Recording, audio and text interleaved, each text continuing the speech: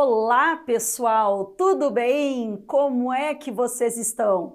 Professora Alessandra Vieira, aqui do curso Prepara, hoje na nossa super revisão, pessoal que está se preparando, né, reta final para o concurso do TJRS. Então, pessoal, hoje nós vamos revisar as leis que tratam, né, sobre a acessibilidade. Nós temos uma horinha, então eu vou trazer para vocês algumas dicas do Estatuto da Pessoa com Deficiência, da nossa Lei 10.098. Vou falar rapidamente sobre o Decreto 401 do CNJ, tudo que der tempo, né, dentro dessa nossa revisão, certo? Então, bora lá que nós temos muita coisa para trabalhar. Então, pessoal, olha só, começando pelo Estatuto da Pessoa com Deficiência, eu coloquei aqui para vocês, né, esse material é o mesmo material que nós utilizamos nas nossas aulas, na nossa revisão, por isso que ele está grifado, mas eu trago aqui para vocês alguns aspectos primordiais. O primeiro dele é o artigo 2º. Não esqueçam, né? Quem é a pessoa com deficiência? Pessoa com deficiência é aquela pessoa que tem um impedimento de longo prazo. Esse impedimento ele pode ser de natureza física, mental, intelectual, sensorial, e a gente percebe que a pessoa tem uma deficiência porque ao interagir com alguma barreira, ela sofre uma obstrução, uma dificuldade, né, no exercício dos direitos e das liberdades fundamentais, comparando com as demais pessoas. Então, pessoa com deficiência é aquela que tem impedimento de longo prazo. Esse é o primeiro detalhe, né, que eu quero relembrar aqui com vocês. Outro detalhe que é importante também, o parágrafo 1º do artigo 2º, ele nos traz que quando a avaliação da deficiência ela se faz necessária, essa avaliação ela será biopsicossocial, biológica, psicológica e social. E essa avaliação ela será realizada por uma equipe multiprofissional, ou seja, são vários profissionais que irão atuar de forma interdisciplinar. Esses profissionais, eles vão analisar os impedimentos nas funções e também nas estruturas do corpo, vão analisar fatores socioambientais, psicológicos e sociais, vão analisar também se a pessoa tem uma limitação para desempenhar alguma atividade e se ela tem alguma restrição de participação.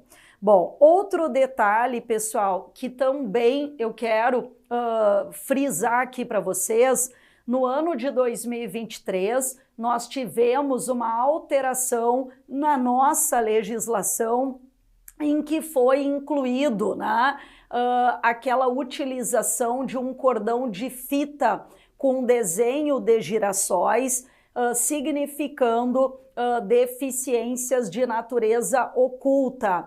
Cuidado com isso, essa questão ela tem aparecido muito nas provas e a FGV ela pode elaborar para vocês, né, pode elaborar uma questão envolvendo esse cordão, até porque, como é de 2023, ainda é uma relativa novidade. O que é importante salientar? Esse cordão, né, que tem ali o desenho de girassóis, ele não tem a utilização de forma obrigatória, simboliza, né, as chamadas deficiências ocultas, aquela deficiência que a gente não consegue perceber ao olhar para uma pessoa.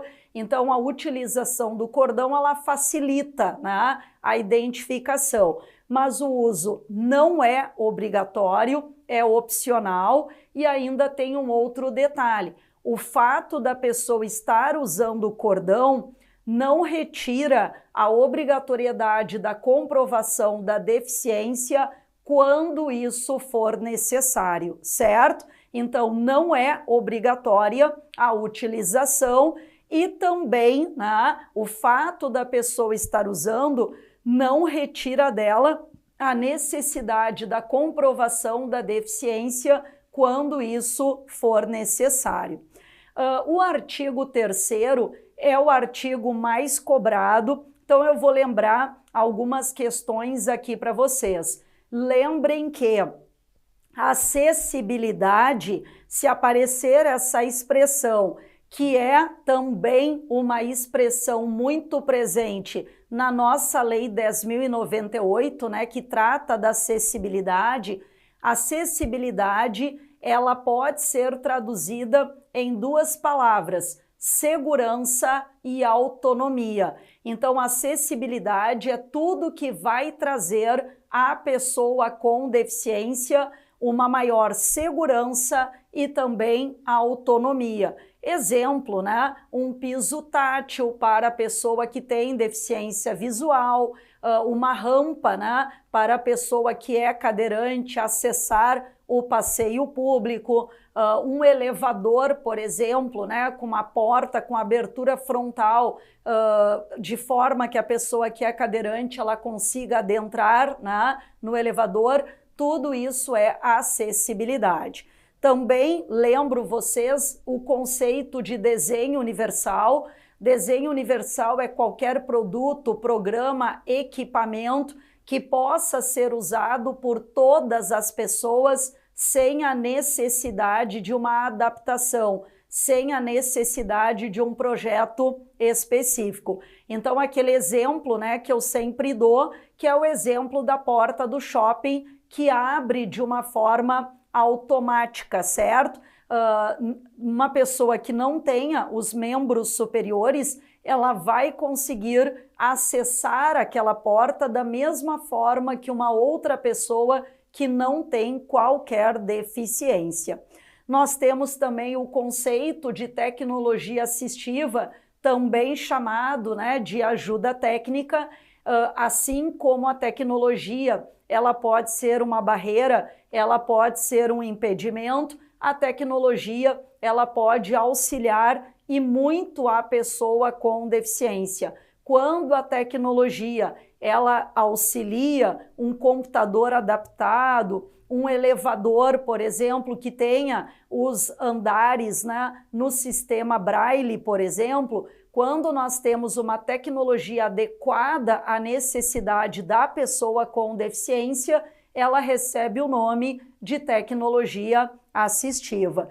Barreira é qualquer entrave, é qualquer obstáculo a ser enfrentado pela pessoa com deficiência. E nós temos a barreira urbanística, né, que é aquela que existe nas vias, nos espaços urbanos. Nós temos a barreira arquitetônica, que é aquela barreira que tem nos prédios, né? Seja o prédio público ou privado. Então, um prédio que não tem um banheiro adaptado, um prédio que não tem elevador, tudo isso é uma barreira arquitetônica.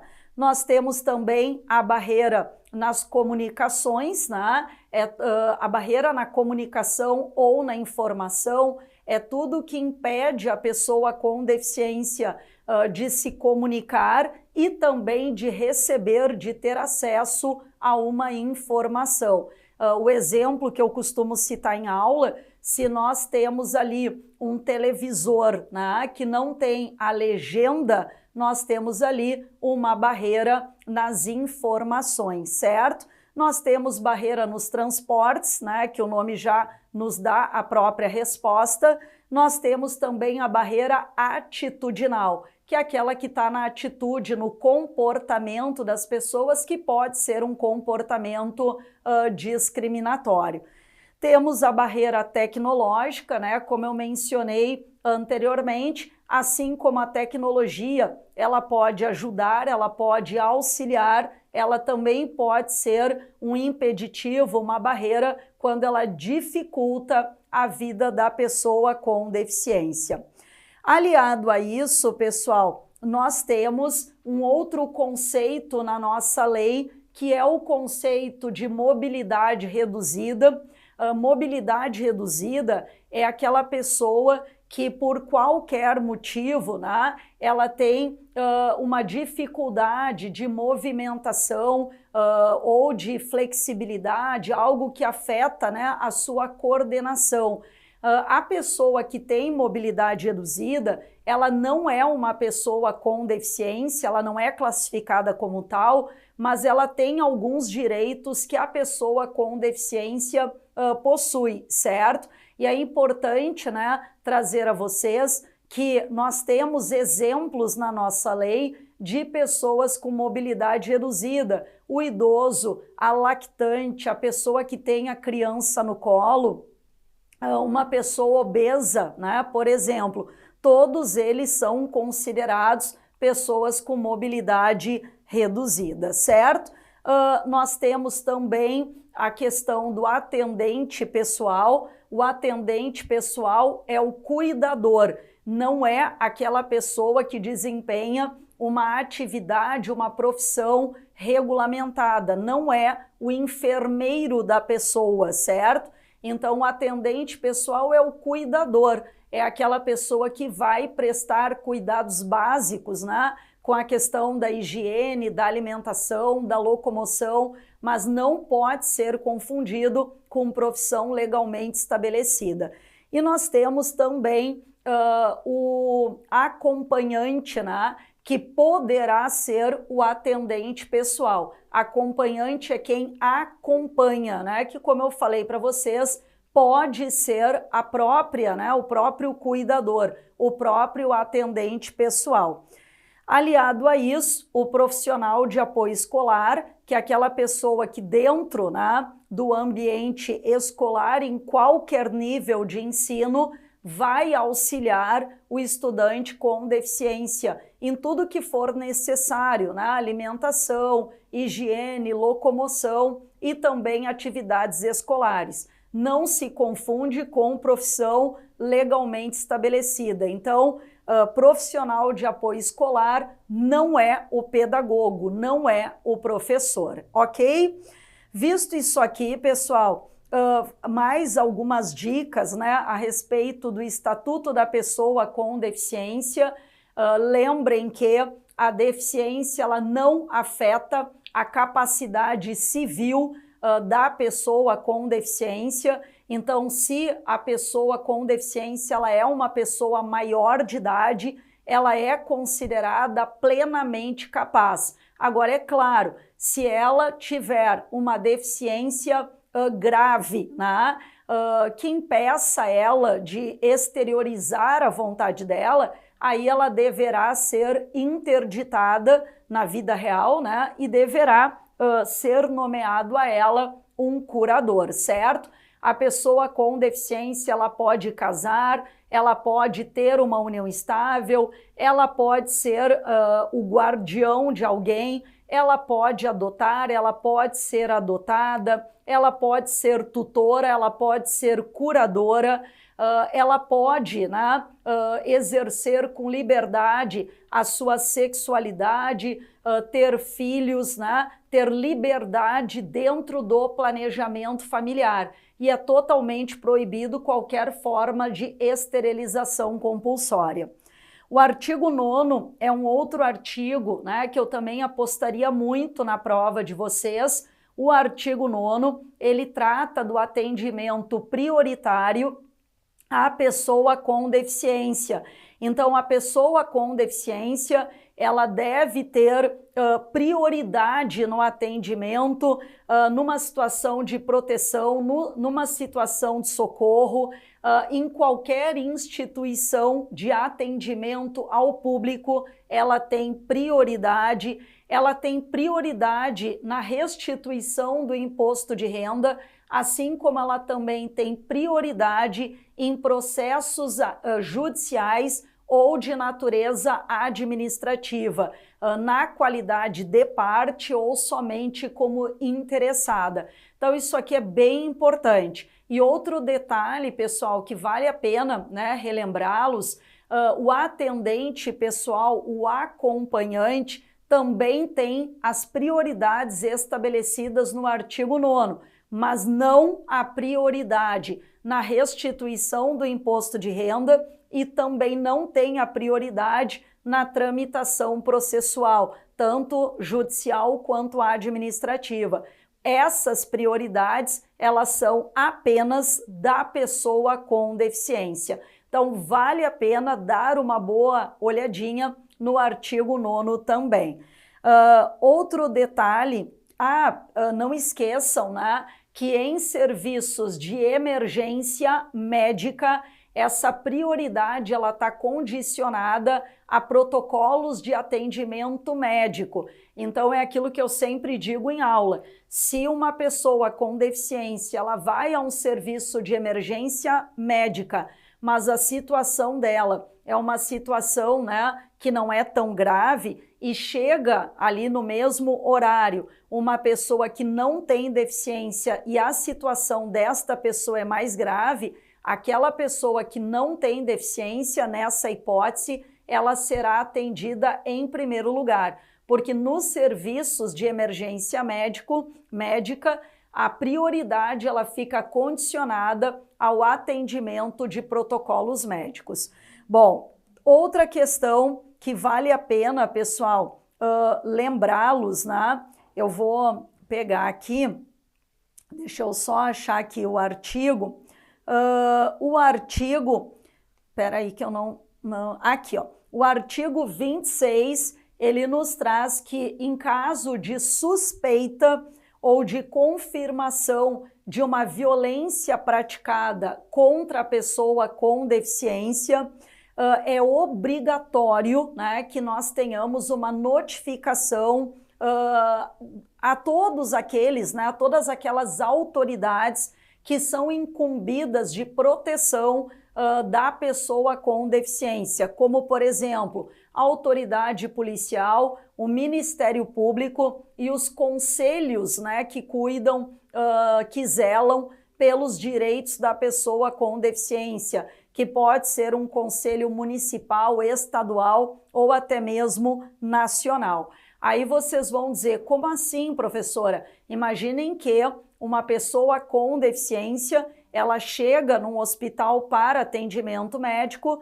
e o médico verifica que ela tem sinais que foi agredida, né? Tem sinais ali de maus tratos. É obrigatório aos serviços de saúde, sejam eles públicos ou privados, é obrigatório que haja uma comunicação, mesmo que seja apenas uma suspeita. É obrigatória a comunicação. E a pergunta é, a quem deverá ser feita essa comunicação? Autoridade policial, Ministério Público, tá? E os conselhos que cuidam dos direitos das pessoas com deficiência. Como eu falei para vocês, Conselho Municipal, Estadual e Nacional, ok? Bom, outra questão, pessoal, que eu também quero lembrá-los, quando a gente trabalha, né, a questão da educação, a FGV ela pode perguntar para vocês alguma questão envolvendo tradutores e intérprete de Libras, certo?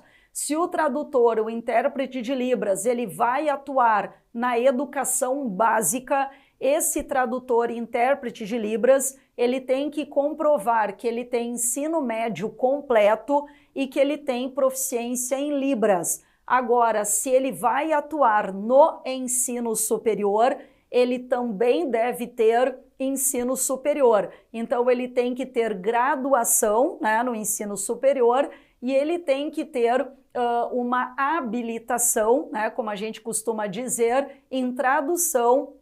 Até vou ler bem para vocês como é que está aqui, ó.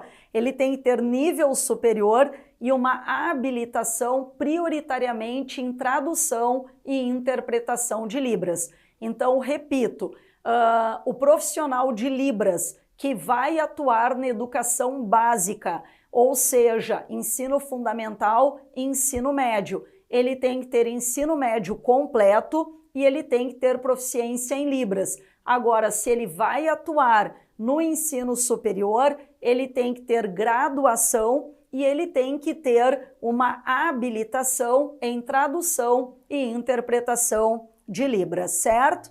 Bom, outra questão importante, lembrem que a pessoa com deficiência, ela tem prioridade na aquisição da moradia própria. Então, nesses programas, né, governamentais, como o programa Minha Casa Minha Vida, existe uma reserva, né, de unidades habitacionais às pessoas com deficiência.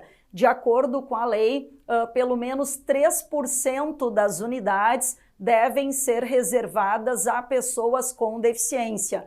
Mas a pessoa com deficiência, ela só pode usufruir desse benefício uma única vez. Então, se ela já comprou um imóvel, né, pelo programa Minha Casa Minha Vida, dentro, né, dessas vagas que são reservadas, vagas não, dentro dessas unidades habitacionais que são reservadas a pessoas com deficiência, ela só pode usufruir esse benefício uma única vez. Pessoal, terminando a revisão do Estatuto da Pessoa com Deficiência, para que a gente possa, né, dar uma olhadinha em outra legislação, lembrem também que a pessoa com deficiência, desde que ela não tenha condições de autossustentabilidade ou de ter o sustento provido pelos familiares, ela pode receber o benefício de um salário mínimo mensal no âmbito da assistência social. E nós temos ainda aquela questão que eu sempre gosto, né, de trazer para os alunos, que é a questão das vagas de estacionamento, tá? Vagas de estacionamento, vagas, né, nos estacionamentos públicos ou em locais privados, mas que são abertos ao público, como por exemplo um shopping, 2% das vagas devem ser reservadas a pessoas com deficiência, garantindo-se pelo menos uma vaga devidamente sinalizada, né, e com aqueles desenhos e traçados para a pessoa com deficiência, com comprometimento da mobilidade, ela possa ali estacionar. O veículo que estacionar naquele local, ele tem que ter uma credencial em local de ampla visibilidade, mostrando, né, que ele tem uma autorização de estacionar naquele local, certo? Então, 2%, né, das vagas. E agora, pessoal, realmente finalizando, frotas de táxi, né? 10% dos veículos devem ser adaptados para uso da pessoa com deficiência, pelo menos 10% da frota. Bom, visto isso aqui, eu vou agora, então, à nossa próxima legislação, né? Porque nós temos muitas leis aqui para trabalhar. Então, deixa eu ver aqui qual é a próxima. A próxima, pessoal, é a resolução número 401, né? A próxima que eu peguei aqui para conversar com vocês é a resolução 401 do CNJ. Eu digo para vocês que eu tenho uma forte expectativa de que essa resolução ela seja objeto da prova de vocês. E o que eu apostaria, né? Porque aqui eu, claro, a ideia é trazer dicas, né, para vocês. Então, deixa eu pegar aqui uma dica que eu tenho, assim, para mim, que ela vai ser objeto da prova de vocês. Deixa eu só encontrar aqui o artigo. Artigo 4º, ó. Artigo 4º-A, tá? Nos concursos do Poder Judiciário é vedado o estabelecimento de qualquer espécie de cláusula de barreira para os candidatos enquadrados como pessoas com deficiência, bastando o alcance de uma nota 20% inferior à nota mínima estabelecida para aprovação dos candidatos de ampla concorrência e de nota 6 para os concursos da magistratura, para que o candidato ele possa ser aprovado, admitido para a próxima fase, né, para a fase subsequente.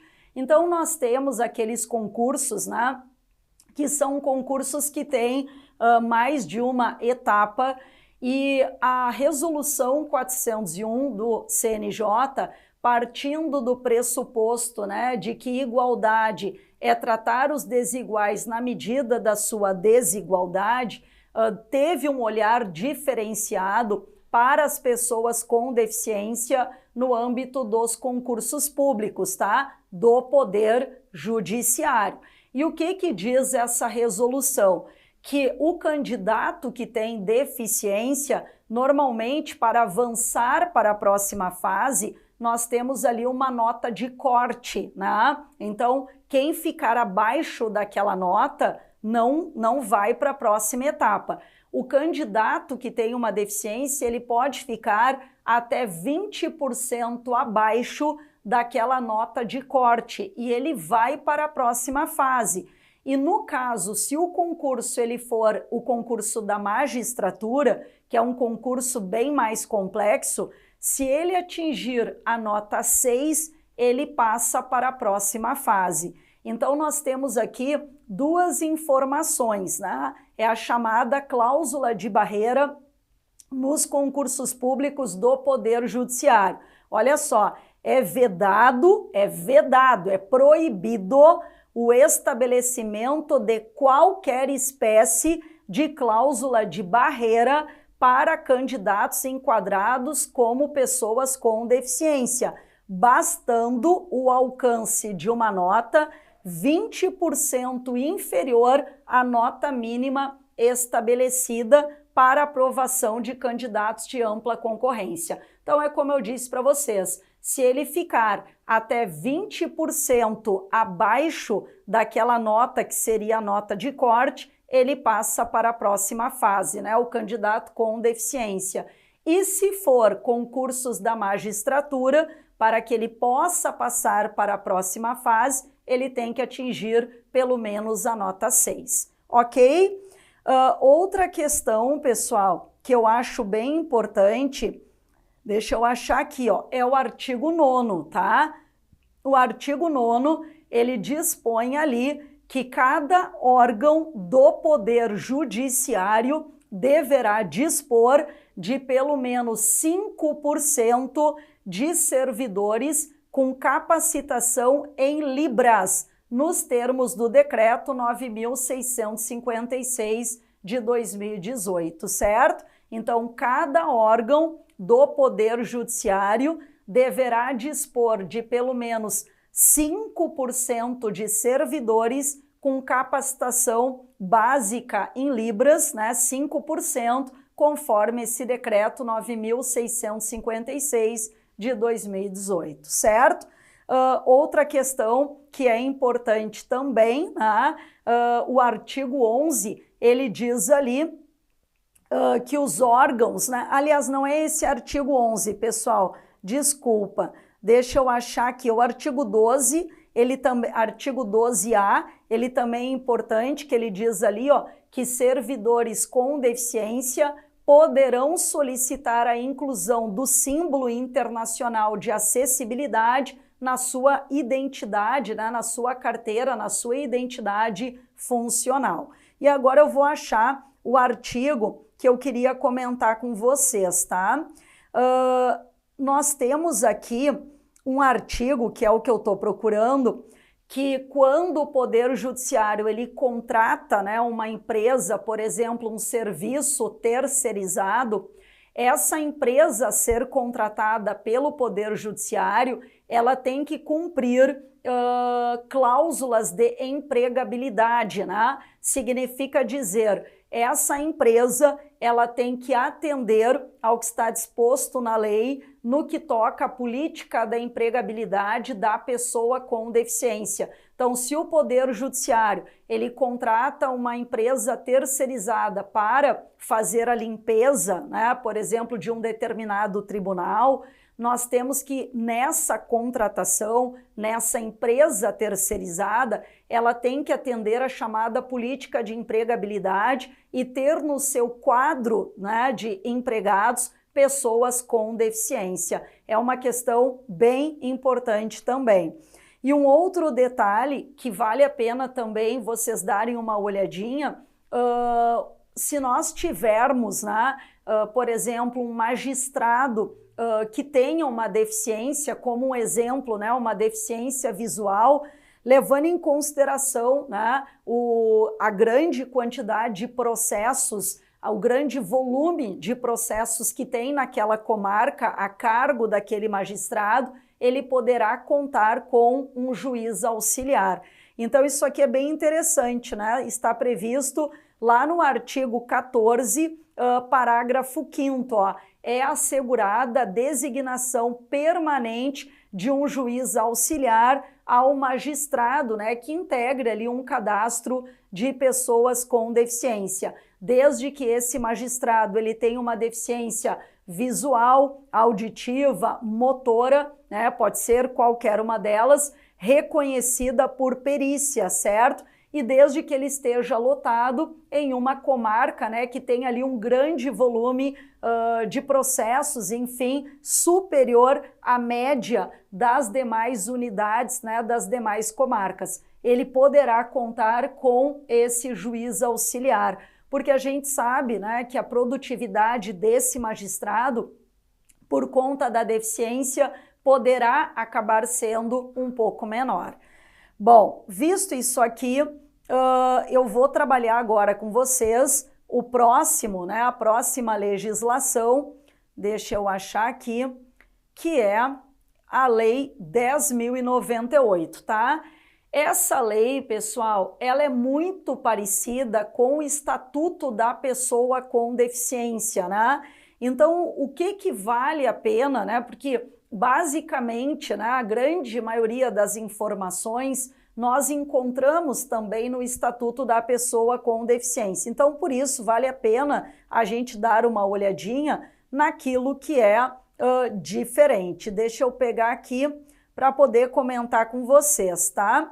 Olhem só, o artigo 4º, parágrafo único, ele nos traz que nos parques, né, nas vias públicas e nos demais espaços públicos existentes, nós devemos ter ali, obviamente, né, os equipamentos urbanos adaptados. Mas no parágrafo único, nós temos que, no mínimo, 5% de cada brinquedo ou equipamento de lazer existentes, por exemplo, num parque, tá? Eles devem ser adaptados e identificados, né? Para possibilitar a utilização por pessoa com deficiência, inclusive visual, ou pessoa que tenha mobilidade reduzida. Então a gente sabe que as bancas, né, de uma forma geral, e com a FGV não é diferente, eles adoram perguntar percentuais, porque isso é uma coisa muito fácil, né, da gente errar, porque é fácil a gente esquecer números, certo?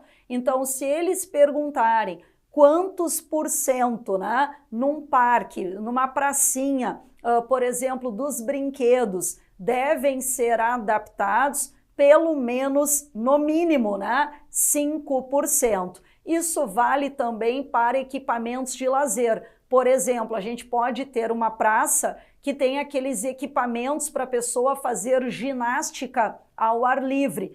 Pelo menos 5% daqueles equipamentos devem ser adaptados à pessoa com deficiência. Na questão do banheiro, né, do banheiro de uso público, nós temos ali no parágrafo 2º que no mínimo 10%, né? Vamos supor, tem um evento, tá? Vai ter um show e a gente vai ter ali banheiros químicos, né? Que vão ser instalados naquele local. Pode ser um local público ou pode ser um local privado, tá? Mas naquele local ocorrerá um evento. Então não importa se é um local privado, né? Mas vai naquele local ocorrer um evento aonde haverá a instalação de banheiros químicos. Eles podem perguntar para vocês quantos por cento dos banheiros químicos devem ser adaptados à necessidade da pessoa com deficiência. De acordo com a lei, no mínimo, né, 10% desses banheiros químicos devem ser adaptados, garantindo-se pelo menos uma unidade com acessibilidade. Vamos supor, né, que são pouquíssimos banheiros químicos porque é um evento pequeno, né? Então a gente vai ter 2 banheiros químicos, então pelo menos um desses banheiros tem que ter acessibilidade. Lembrem que o percentual é 10%. Agora, se o número, né, de banheiros ele for muito reduzido, que a gente não consiga ter esse percentual de 10%, pelo menos um banheiro tem que ter acessibilidade. Outra questão que pode cair também da Lei 10.098 é a questão do semáforo, né, que a gente trabalhou bastante, tanto na nossa aula como também nas nossas resoluções, né, de questões e nos nossos simulados também.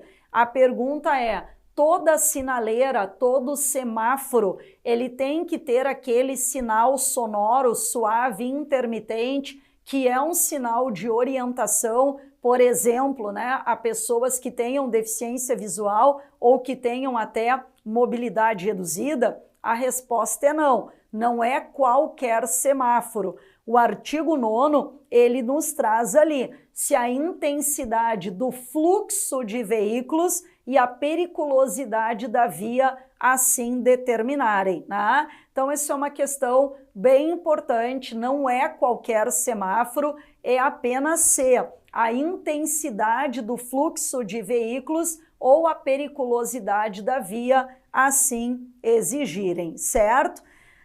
O que mais, pessoal, que é importante lembrar? Artigo 10A, a instalação de qualquer mobiliário urbano em área de circulação comum para pedestre que ofereça risco de acidente à pessoa com deficiência deverá ser indicado mediante uma sinalização tátil de alerta no piso, de acordo com normas técnicas pertinentes. Então, por alguma razão, a lixeira terá que ficar em cima do piso tátil de orientação da pessoa visual. A gente sabe que é um perigo, né? Porque a pessoa deficiente visual poderá colidir naquela lixeira. Nós temos que ter um sinal de alerta no próprio piso tátil para que aquela pessoa ela possa se orientar.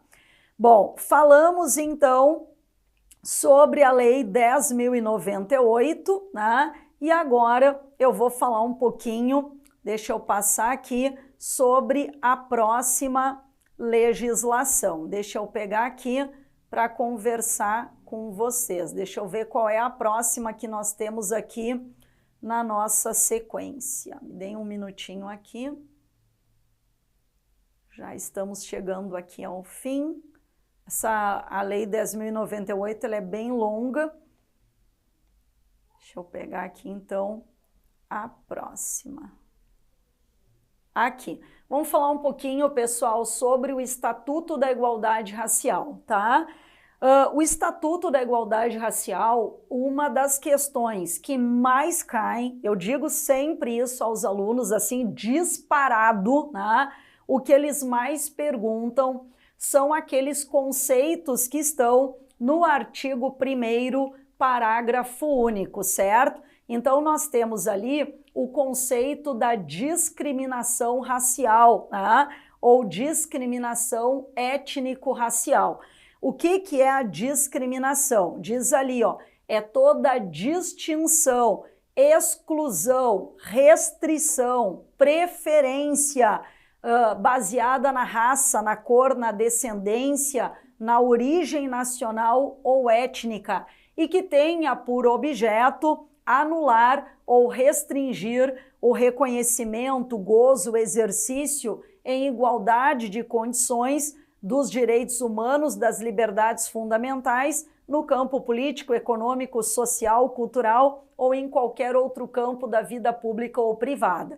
O que a gente tem que lembrar? Discriminação racial é sempre uma situação pontual, é algo que aconteceu com alguém. Então, se uma pessoa, em virtude da sua raça, da sua cor, da sua etnia, da sua origem étnica, ela sofreu uma diferença, ela sofreu uma restrição, ela foi preterida, né, por conta de uma outra pessoa, esta pessoa ela foi discriminada, tá? Isso é discriminação racial.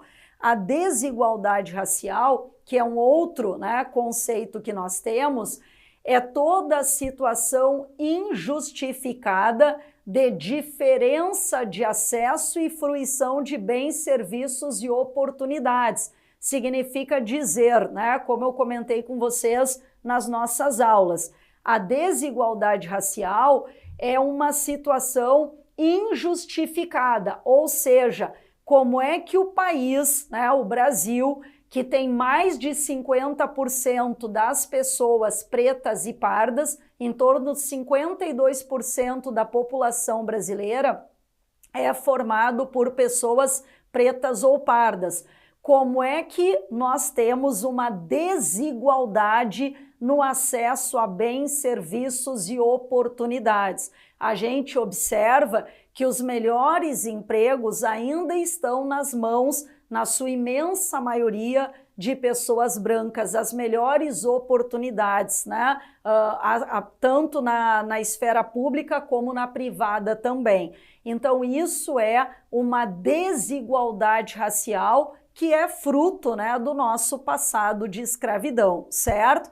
Nós temos também o conceito da desigualdade de gênero e raça. Falou em desigualdade de gênero e raça, nós estamos falando de mulheres negras, né? É uma assimetria, é um desequilíbrio. Isso tem a ver, né, com a questão da equidade de gênero, que nós estudamos também nas nossas aulas, certo? Como eu sempre digo, né? A mulher negra, ela acaba tendo uma dupla, né, discriminação. A discriminação por gênero, por ser mulher, e a discriminação por raça, né, por ser negra. Então acaba existindo um desequilíbrio, né, que acaba acentuando a distância social das mulheres negras dos demais segmentos da sociedade. A mulher negra acaba tendo um prejuízo social ainda maior, certo? Por isso que a nossa legislação ela tem um olhar diferenciado com relação às mulheres negras por conta, né, dessa desigualdade de gênero e uma desigualdade, né, de raça também. Depois nós temos o conceito de população negra. Lembrem que é um conceito autodeclaratório, é como a pessoa se vê, não é o Estado que vai dizer se a pessoa é preta ou parda, né? É um conceito autodeclaratório, seguindo, né, quesitos de cor e raça adotados, por exemplo, pelo IBGE. Nós temos também políticas públicas. Política pública é só o Estado que pode, né, fazer, é só o Estado que pode implementar. Então, são ações, iniciativas, programas adotados pelo Estado no cumprimento, né, das suas atribuições institucionais.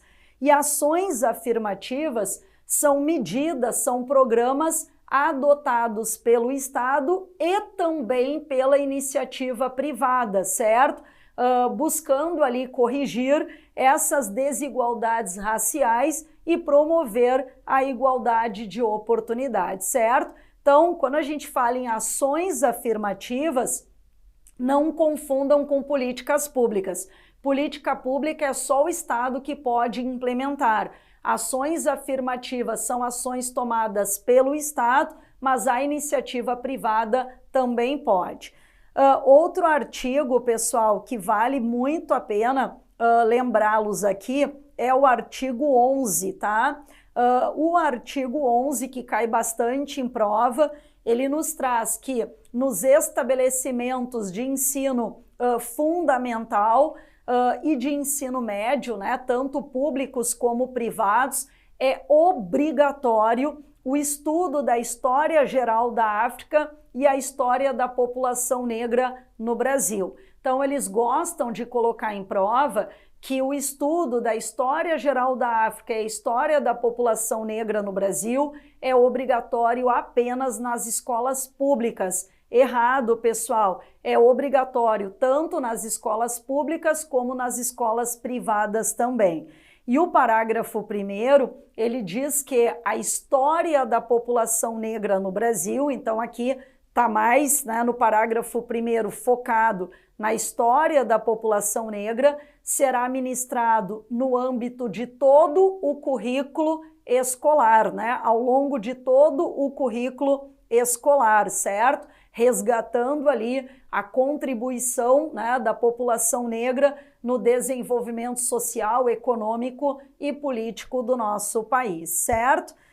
Outra questão que vale a pena também, o parágrafo 3º do artigo 11, ele nos traz que nas datas comemorativas de caráter cívico, por exemplo, Dia da Consciência Negra, ou no estado do Rio Grande do Sul, Revolução Farroupilha, né? Os órgãos responsáveis pela educação incentivarão, então não tem caráter obrigatório, tá? Incentivarão a participação de intelectuais e representantes do movimento negro para debater com os estudantes as suas vivências com relação ao tema, né, objeto da comemoração. Então, se a FGV disser para vocês que é obrigatório, né, que nós tenhamos a participação de intelectuais ou representantes do movimento negro nas escolas para debater com os estudantes, a participação da população negra naquele evento, né, que está sendo comemorado, essa afirmação ela está errada, porque não tem caráter obrigatório. O que diz é que os órgãos de ensino deverão incentivar, né, para que os estudantes eles observem, né, o porquê, por exemplo, do Dia da Consciência Negra, ou qual foi a participação da população negra numa determinada guerra, né, numa determinada ali comemoração, né, digamos assim. Bom, finalizando a questão do Estatuto da Igualdade Racial, também, pessoal, eu queria trazer para vocês, deixa eu só achar aqui, o artigo 20, né, que trata da capoeira. A capoeira, ela tem uma importância muito significativa no Estatuto da Igualdade Racial, é considerado um desporto, ou seja, um esporte de criação nacional.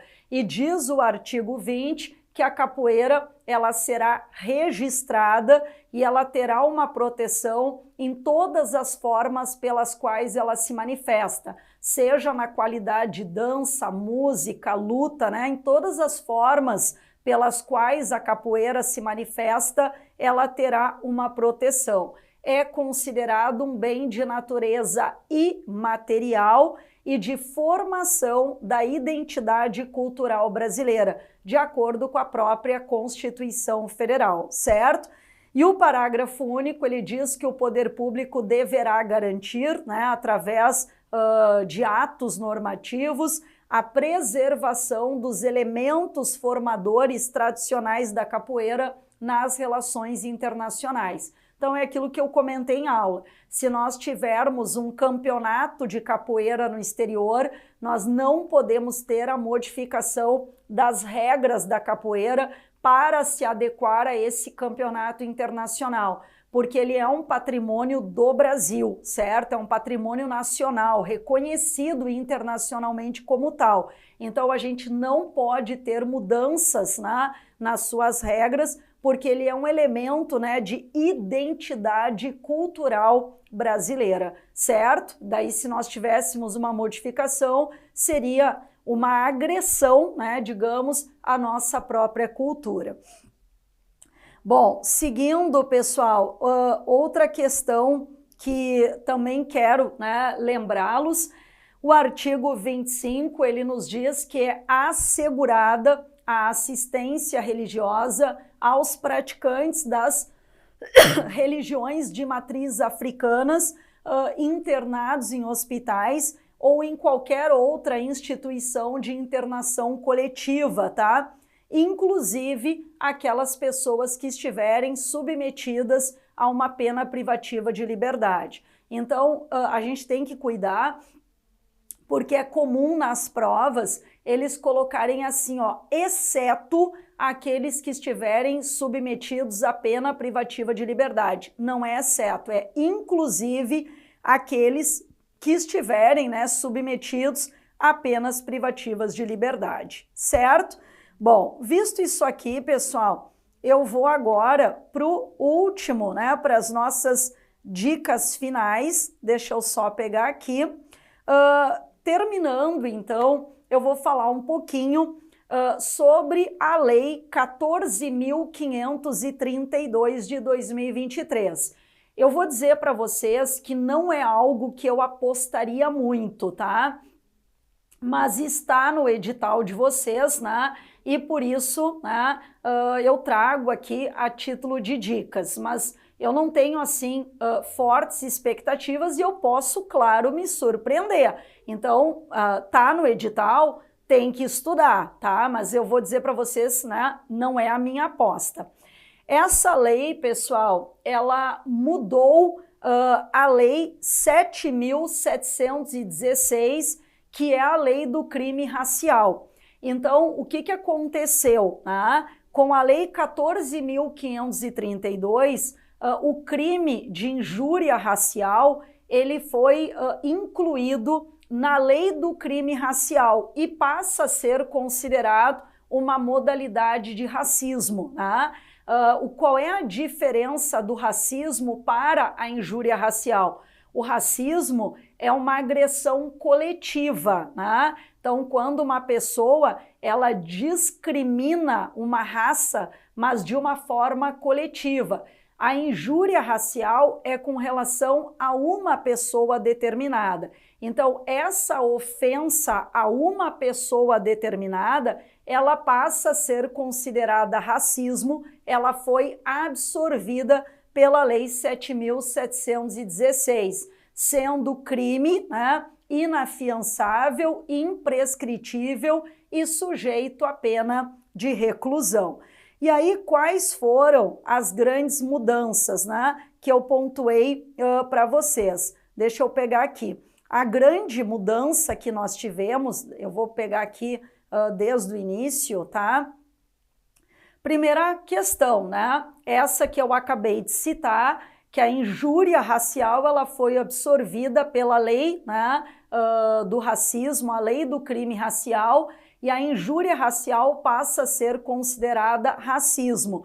Então, o artigo 2º-A, ele diz ali, injuriar alguém, ofendendo a sua dignidade, o seu decoro, em razão da raça, da cor, da etnia ou da procedência nacional. A pena é de reclusão de 2 a 5 anos e ainda terá o pagamento de multa. E essa pena ela é aumentada na metade se o crime for cometido mediante o concurso de 2 ou mais pessoas. Isso acontece muito, né, em estádios de futebol. A gente observa ali, muitas vezes, um jogador, né, que é uma pessoa, por exemplo, preta ou parda, sofre ali uma discriminação por parte dos torcedores. Além de ser racismo, agora incorporado, né, na lei do racismo, essa pena ela ainda é uma pena aumentada pela metade,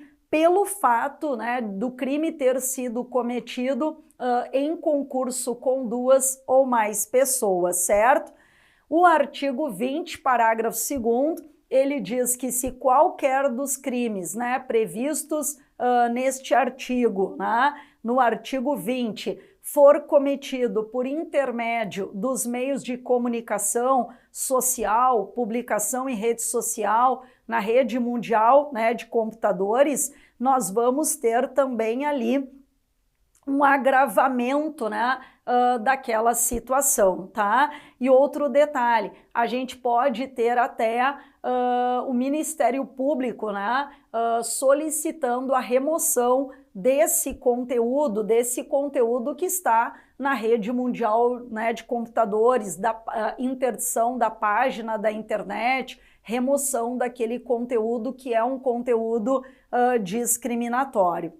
Bom, outro detalhe, pessoal, que também é importante salientar, O artigo 20A, ele diz assim, ó, os crimes previstos nesta lei terão as penas aumentadas de 1/3 até a metade quando ocorrerem em contexto ou com intuito de descontração, diversão ou recreação. Significa dizer, né, é o racismo recreativo, né, que eu até comentei naquela oportunidade de aula com vocês.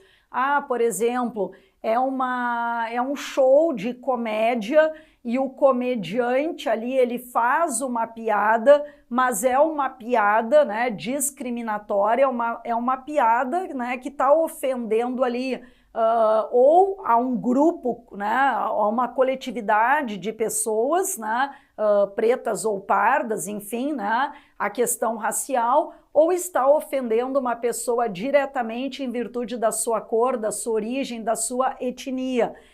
O artigo, pessoal, 20A, ele diz que nesse caso a pena será aumentada de 1/3 até a metade, no chamado, né, racismo recreativo, tá? Então isso aqui é uma outra questão, né, importante. Outro detalhe, quando o crime ele é praticado num contexto esportivo, por exemplo, num estádio de futebol, além da pessoa responder por crime, né, ainda a pessoa ficará proibida de frequentar aquele local por 3 anos, certo? Então tem essas duas consequências, né? Uma consequência de caráter criminal, né? Então ela vai responder por crime e esse crime ele poderá ser aumentado, né? Como nós vimos, até a metade quando ele for praticado, né? Em concurso de 2 ou mais pessoas e aliado a isso terá a proibição de frequentar aquele local pelo prazo de 3 anos, certo? Deixa eu ver o que mais, pessoal, que é importante aqui.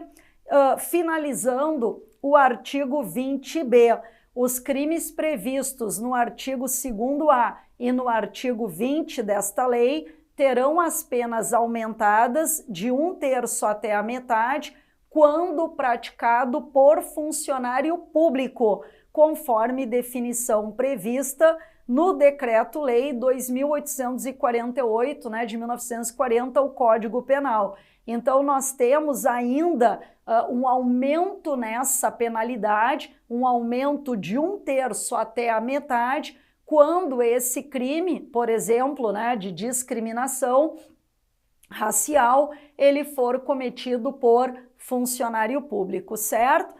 Então era isso, né, pessoal? Eu procurei aqui dentro, né, dos conteúdos que caem para vocês, não consegui abordar todos, né, mas abordei aqueles que eu considero os mais importantes. Eu tentei aqui trazer para vocês os aspectos, né, que são as minhas apostas aí para o concurso do TJ, certo?